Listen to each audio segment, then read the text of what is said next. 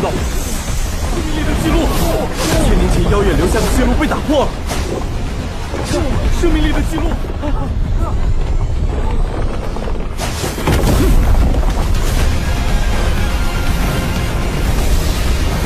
这肉身记录也被破了。六道保持了3500年烈阵王者境肉身记录。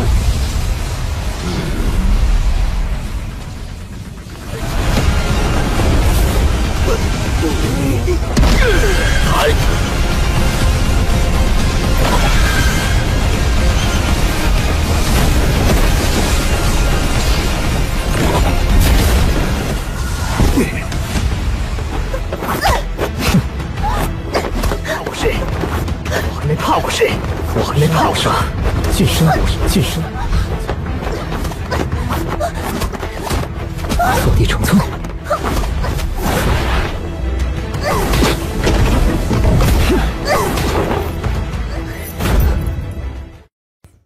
Guys, Ginosis mau ngasih info nih, berhubung banyak yang nanya ya. Buat kalian yang masih bingung mau nonton Solen versi fullnya, bisa langsung aja ke auratel.com ya. Ginosis juga ngambil shortnya di sana, bukan apa-apa, karena grafiknya udah HD alias jernih guys, jernih gitu, kayak mulus lah kayak. Tanpa perlu juga berlangganan gitu, cukup punya kuota aja. Nah, cukup ya infonya. Sekarang kita lanjut ke alur cerita. Cik. Halo, gimana kabarnya nih? Udah kangen ya dengan Cakra Diva? Sama, Cakra Diva juga udah kangen banget kok dengan kalian setelah kita hiatus beberapa bulan lamanya, tepatnya 3 bulan. Nah, berhubung channel ini sudah kembali, kita akan melanjutkan pembahasan alur cerita Xiao dalam Donghua Perfect World yang tiap minggu semakin seru. Jadi di episode sebelumnya diceritakan ketika Xiao telah berhasil mengembalikan pavilion Butian yang telah lama runtuh akibat peperangan, Xiao lantas mempersiapkan sosok pengganti yang akan menjaga desa batu selama ia pergi melanjutkan perjalanan ke dunia atas. Lalu di episode ke-97 yang udah lama ditunggu, Xiao bakal berpisah dengan ayah, ibu, dan adiknya untuk menaklukkan tantangan selanjutnya yang lebih membagongkan. Bagaimana cerita selengkapnya? Tanpa perlu menunggu lama lagi, langsung aja kita terobos.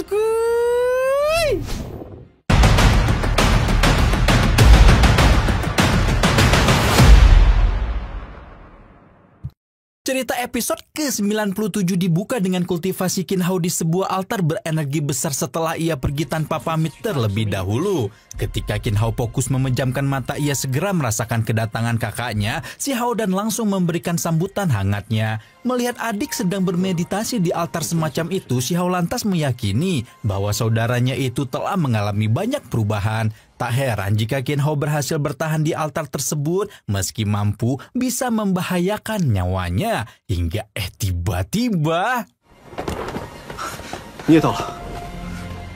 Rupa-rupanya Qin Hao diam-diam kabur dari keluarga karena ingin menaklukkan proyek Nirvana tertinggi alias proyek pemulihan menjadi maha tinggi. Sontak saja pengakuan Qin Hao tersebut mengejutkan keluarganya yang tak menyangka kalau kekuatannya semakin membagongkan. Qin Hao percaya bahwa proyek Nirvana tersebut akan mendatangkan kekuatan yang jauh lebih besar apabila seseorang berhasil mendapatkan tulang abadi yang ada di langit. Qin Hao yakin kalau tulang tersebut bisa didapatkan kembali oleh si Hao karena Kaisar Desa Batu tersebut memiliki garis keturunan dari orang-orang hebat. Akan tetapi bagi Qin Hao, seseorang yang bisa mendapatkan tulang abadi bukan hanya si Hao, melainkan dirinya juga. Seketika Qin Yining dan si Jiling dibuat terkejut dengan keberanian yang membuncah dari dalam diri Qin Hao. 这才是他们当年劝说我们生下你的。是你的血脉。 未必。 Menurut Qin Hao, tulang abadi yang ada di langit diminta untuk dihidupkan kembali oleh Dewa Surgawi Abadi. Itulah sebabnya Qin Yining dan si Jiling terkejut karena ia kini paham mengapa sang dewa menakdirkan Qin Hao untuk dilahirkan di dunia. Bagi Qin Hao yang terpenting untuk saat ini adalah bisa mendapatkan tulang abadi agar ia mampu berkultivasi secara maksimal. Dengan cara itu ia bisa menandingi kekuatan si Hao yang memang sejak awal telah jauh lebih hebat. Sayangnya si Hao berharap agar sang adik latihan kultivasi jauh lebih giat daripada mencari tulang abadi yang sangat beresiko. 何必要借助这些不可把控的外物？努力修炼下去，你的实力自然会增长。 Saran bijak si Hao ternyata ditolak mentah-mentah oleh Qin Hao. Adik kandungnya tersebut tetap ingin mendapatkan tulang abadi di langit dengan cara melakukan ritual di altar yang penuh resiko. Menurut Qin Hao, ia dan kakaknya merupakan orang berbeda, sehingga memiliki cara masing-masing untuk meningkatkan kekuatan. Maka dari itu, Qin Hao bertekad untuk bisa mendapatkan tulang abadi entah bagaimanapun caranya. Keinginan itu pun pada akhirnya didukung penuh oleh si Hao ketika ia memberikan modal kekuatan berupa harta karun batu petir biru. Tentu saja Qin Hao menerima pemberian itu semata-mata demi meningkatkan kekuatan secara maksimal. 好，这枚闪电狗给你，若是日后学习雷法，会有极大。这枚。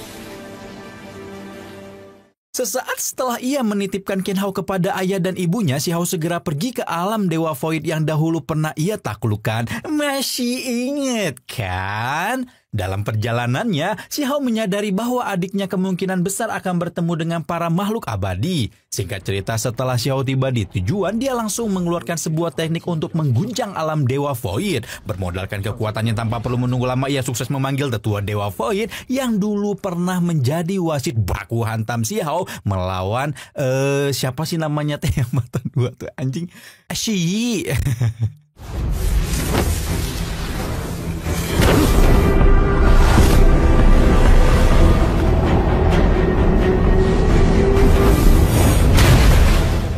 Sukses memaksa tetua alam Dewa Void keluar, si Hao langsung memanfaatkan keadaan dengan bertanya tentang jalan menuju dunia atas. Akan tetapi, tetua tersebut malah bertindak pelit dan tidak membagikan informasi yang lebih detail. Hingga tiba-tiba si Hao dikejutkan dengan kemunculan dua kakek-kakek tua yang dahulu pernah ditemuinya. Tapi, masih sama seperti dulu dua kakek tersebut ingin diberi sesuatu yang berharga apabila si Hao pengen tahu info tentang dunia atas. 又是你们俩！500万金币给你指条明路。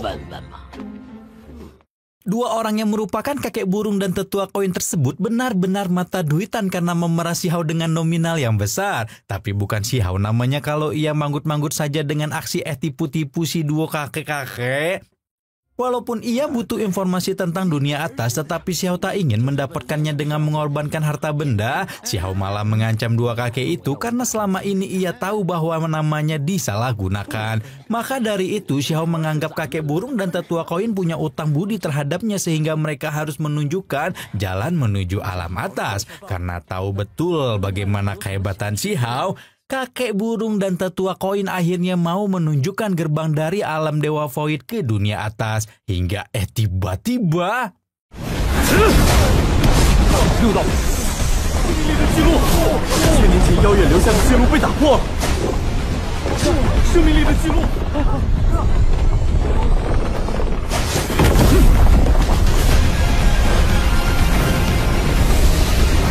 这肉身记录也被破了。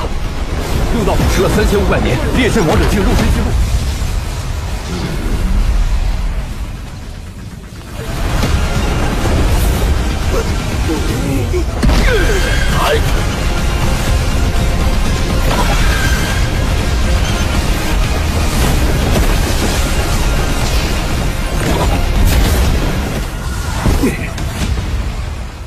Ya, teknik yang masuk akal yang digunakan si Hao sukses membongkar catatan penting yang terpendam di alam Dewa Void. Dalam sekejap orang-orang di tempat itu takjub karena rekor abadi yang dibuat bulan iblis kini berhasil dipecahkan oleh si Hao. Bahkan kakek burung dan tetua koin tak bisa berkata-kata ketika melihat si Hao menunjukkan kehebatannya. Padahal nih ya, dua kakek ini sebelumnya pernah melihat keterampilan bela diri si Hao yang berulang kali memecahkan rekor. Sampai pada akhirnya, dua kakek mau menunjukkan jalan menuju alam atas yang tepatnya berada di salah satu sudut alam dewa kekosongan dengan pintu besar yang dibuka oleh tetua koin.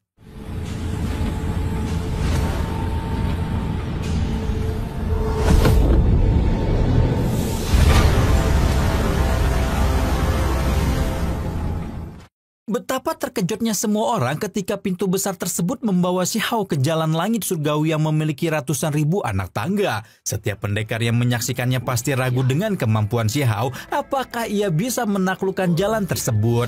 Namun dalam pandangan tetua koin, pendekar dari desa batu tersebut pasti bisa melewati jalan surgawi untuk menuju ke alam atas. Menariknya, salah satu pendekar yang kita sebut saja sebagai Sukijo diberi kesempatan untuk mengikuti jejak Si Hao ke alam atas. Akan tetapi dua kakek itu memberi pesan bahwa jalan surgawi hanya bisa dilalui dengan lari atau berjalan kaki, dan apabila terjatuh maka dipastikan hidupnya bakal tamat.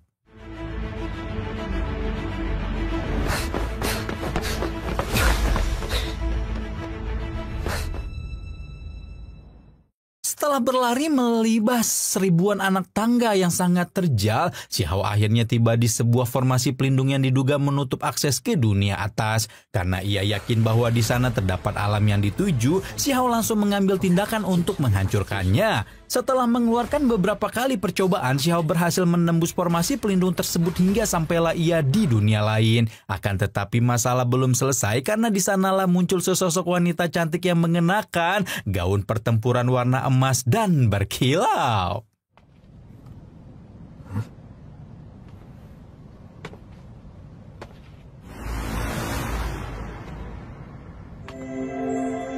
Yaoguai,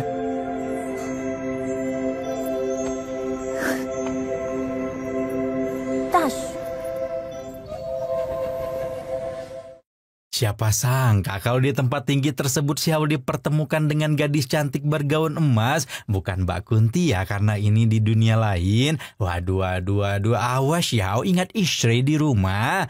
Melihat pesona gadis tersebut menyilaukan mata seketika membuat Si Hao menuduh kalau ia adalah monster. Akan tetapi gadis emas tersebut merupakan peri surgawi yang menjadi penunggu altar tembaga Sparrow. Si Eneng peri surgawi cukup salut dengan kehebatan Si Hao yang mampu menembus tempat itu dari alam bawah. Namun ia yakin kalau Kaisar Desa Batu tidak mungkin bisa melewatinya, karena di altar tembaga seluruh kekuatan dari alam bawah pasti akan sirna. Tapi Si Hao tak ambil pusing dengan perkataan peri surgawi dan langsung baku hantam agar bisa segera sampai ke alam atas.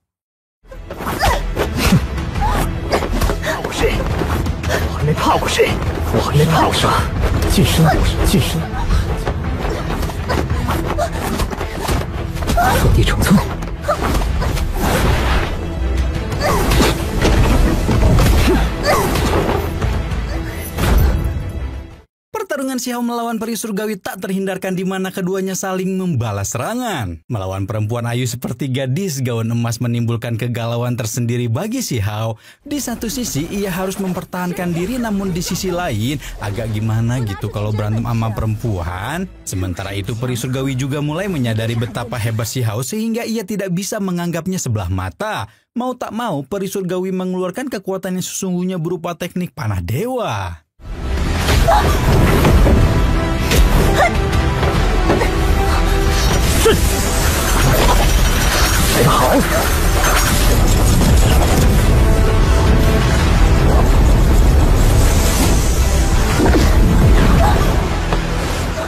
Si Hao menilai bahwa kekuatan fisik peri surgawi masih belum cukup untuk bisa menandinginya. Sontak saja, peri surgawi yang mempunyai nama lain Phoenix Dance dari Akademi Surgawi Abadi tersebut akhirnya mau mengakui kehebatan Si Hao. Sebagai gantinya peri surgawi mengatakan dirinya siap menjadi tour guide bagi Si Hao untuk berjalan menuju alam atas. Niat baik peri surgawi ternyata tidak diterima begitu saja oleh Si Hao karena gadis tersebut ingin memanfaatkan kemampuan bela diri pemuda tersebut. Akibatnya Si Hao merasa kesal sehingga ia terpaksa mengeluarkan teknik reinkarnasi yang membuat peri surgawi tercengang.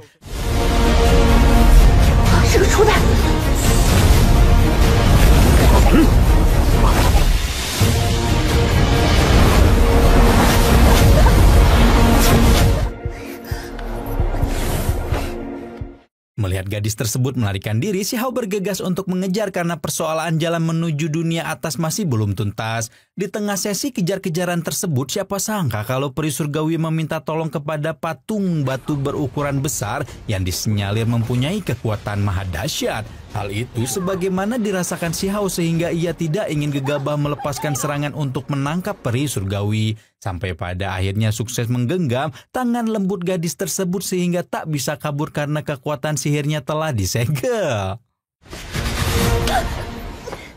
Usut punya usut, Xiao kepengen tahu dengan teknik yang dipakai peri surgawi karena dirasa memiliki kekuatan tingkat tinggi. Sempat tak ingin membongkar rahasia, peri tersebut menyebut bahwa kekuatan yang dimiliki berasal dari tarian Phoenix dan telah lama dipelajari. Tapi perempuan manis itu masih menyisakan sebuah jurus menghilang sehingga bisa lari dari tangkapan Xiao. Walaupun Xiao gagal mempelajari teknik wanita itu, ia sedikit beruntung karena bisa mendapatkan sebuah pusaka berupa pedang hijau. Selanjutnya, Xiao penasaran dengan patung besar raksasa yang sempat diminta tolong oleh peri surgawi hingga tiba-tiba lagi...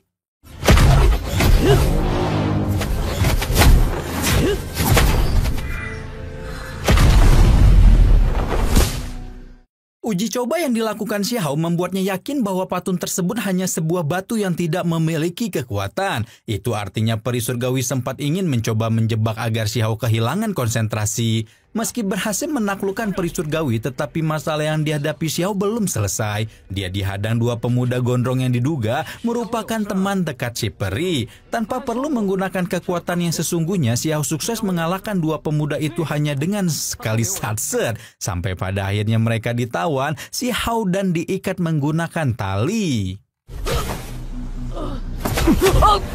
怎么样？没什么，就是有点饿了。你是怎么样？大修。 Dari kedua pemuda itulah Xiao akhirnya mendapat info yang lebih detail di balik pintu besar di hadapan mereka. Menurut para pemuda, di sana terdapat dunia roh yang hanya bisa ditembus oleh orang-orang kuat.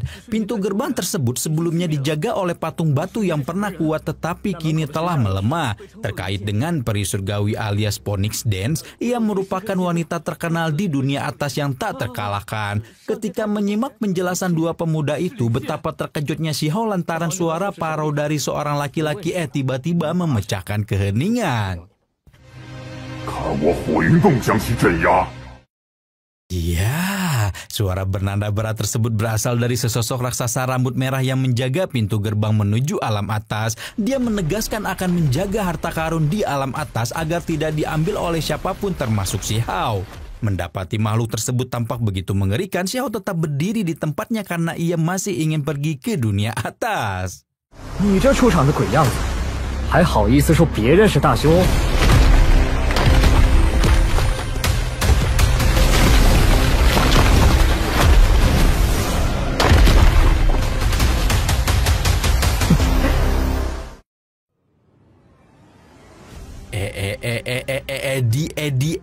Edian, mantap nggak tuh? Masih dalam suasana gembira setelah channel Cakradiva balik, kita langsung disambut dengan pertarungan mendebarkan Xiao yang benar-benar pergi ke dunia atas. Semua itu terjadi setelah Xiao menuntaskan misinya di alam bawah untuk mengembalikan kejayaan Papilion Butian.